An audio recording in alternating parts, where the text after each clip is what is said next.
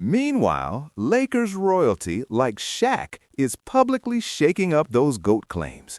The crown doesn't sit as steady as it used to. The LeBron feels heavier now, and LeBron's holding on to it tight, like letting go isn't even an option. Here's the part people dance around.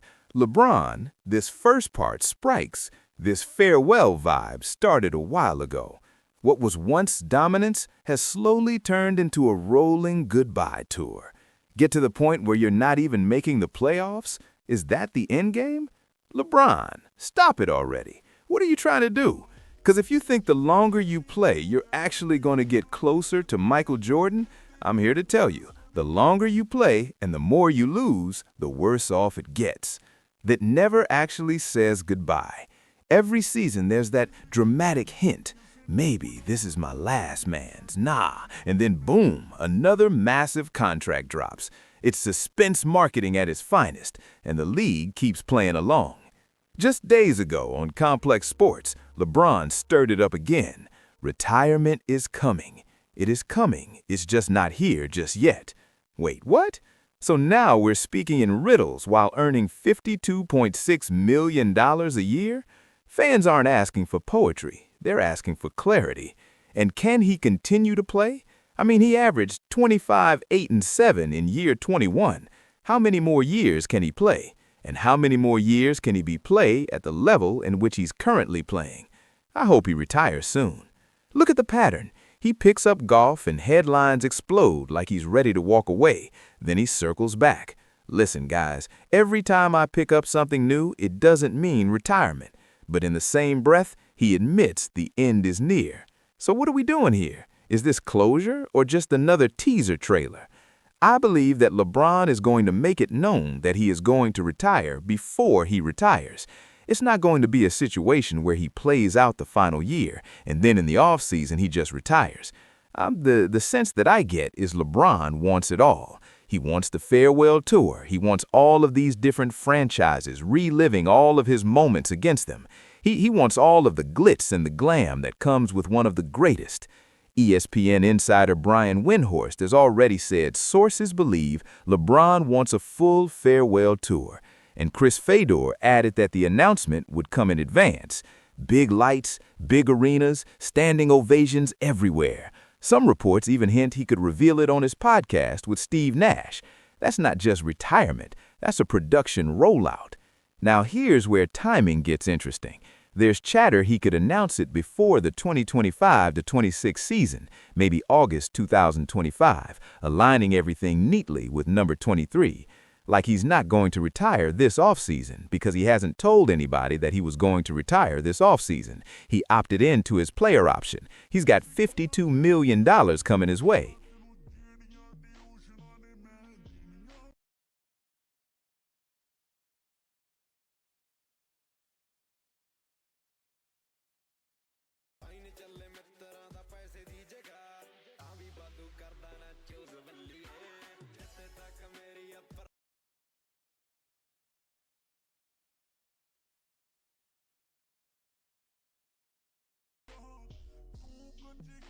It's going to be hard for him to walk away from that. But I mean, 25-26 makes sense from a contract standpoint because it's going to be his final year under contract. But if it is 25-26 when he calls it quits, he's going to let it be known, I would think, coming into this year. The symmetry, the symbolism, the branding, nothing feels random. Every quote, every post, every pause keeps his name trending. But while all this unfolds, Magic Johnson stepped in with a reality check at InvestFest 2025. When asked about the GOAT debate, he brought up that 1991 Finals moment, Michael Jordan switching hands midair against the Lakers. Magic said, "We thought we had him. He looked at us midair, switched to the left, tongue out, glass bucket." Then he followed with, "LeBron is a bad boy too. He's a bad boy too, but he's not Michael." That landed heavy. And Magic didn't whisper it either. Don't get it twisted. I love LeBron, but no, no, no. 3 straight no's from the same man who once brought LeBron to Los Angeles. That's what make him a bad boy and the best that's ever done it. Don't get it twisted. I love LeBron, but no, no, no. Yeah, we got that documented. When Lakers royalty speaks that clearly, it echoes.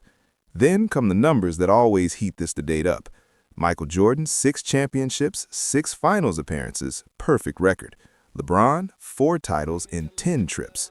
Jordan, 10 scoring titles. LeBron, 1. So, top 5 of all time. Who would you put from point guard, small, shooting guard, small power? I'll leave myself out.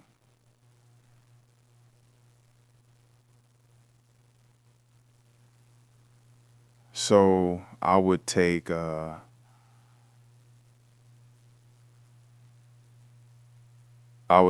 Isaiah Thomas at 1.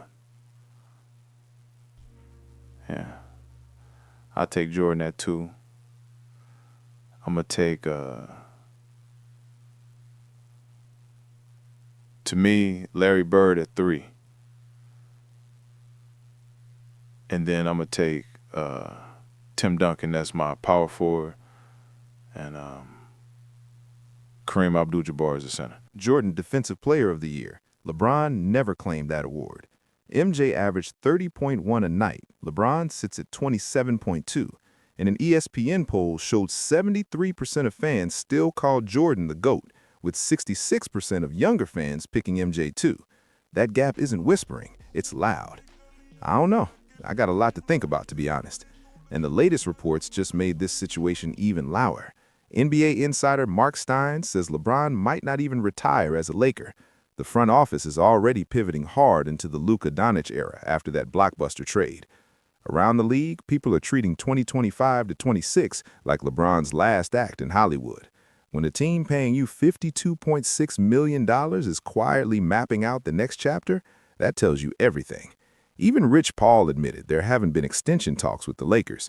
Meanwhile, Luka secured a fresh 3-year, $160.8 million deal right away. No delay, no drama, just business. That move spoke volumes. The future door is opening somewhere else.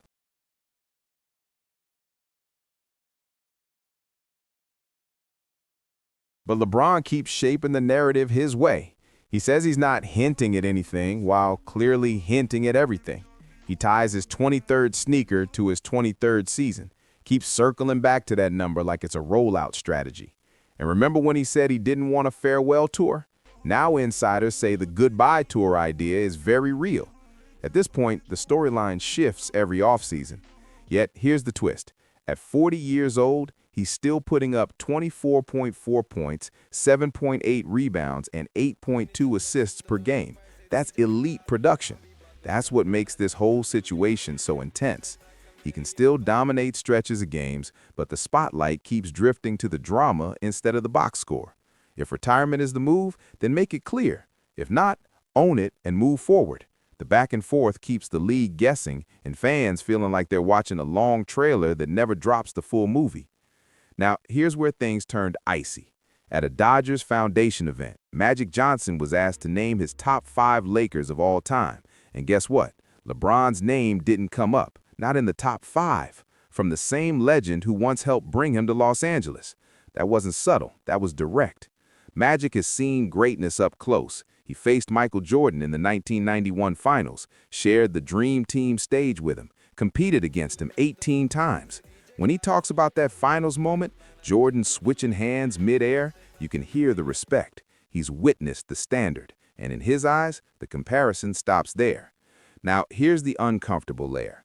LeBron understands the numbers conversation. He knows the 6-for-6 finals record, the scoring titles, the Defensive Player of the Year award attached to Jordan's resume. So what's the counter? Longevity records, all-time scoring leader. Build a mountain so high that history has to mention your name first. But playing 23 seasons doesn't automatically outweigh dominating 15. Longer isn't always greater. It just means the timelines stretch further. And ask yourself this, if someone is completely secure in being the GOAT, do they need constant teasers, the cryptic quotes, the strategic pauses, the drawn-out suspense? When Jordan stepped away, it was direct, clear, final. Look at the pattern since 2020. Each offseason comes with a retirement whisper. Headlines surge, debates explode, social media goes into detective mode. Then training camp arrives and it's business as usual. After the 2023 playoffs, he said, "I've got a lot to think about." The entire NBA world froze. Then weeks later, he was back on the floor like nothing happened. Remember those hourglass emojis on Instagram? Fans were decoding every pixel. Speculation went wild. Every post feels calculated. Every pause feels intentional. The branding machine never sleeps. LeBron checked major boxes already. He said he'd play with Bronny. That happened. He said he'd reach 40. He's there. So now the question shifts again. What's the next milestone that extends the storyline? And Lakers fans are split in the middle of all this. Some still see loyalty, others see transition. The organization moved quickly to secure Luka Doncic long-term. 3 years, $160 million. That wasn't hesitation, that was commitment. Meanwhile, extension talks with LeBron haven't even started. That feels less like loyalty and more like a quiet shift in priorities. There's also talk about a possible pay cut to stay, but history shows LeBron has consistently operated on max-level deals. He's built leverage his entire career. Expecting a sudden discount move raises eyebrows. Now, here's the big question for everyone watching. Are you defending LeBron James, the player, the 4-time champion, the all-time leading scorer, the 23-year veteran still producing at a high level? Or are you defending LeBron James, the brand, the strategist, the storyteller, the master of timing and headlines? Because those are two different conversations. If you think we're being too hard on the king, drop your thoughts in the comments. But before you jump in, really think about which version you're backing. Subscribe for more real NBA breakdowns. No blind loyalty, no agenda, just straight analysis. I'll catch you in the next.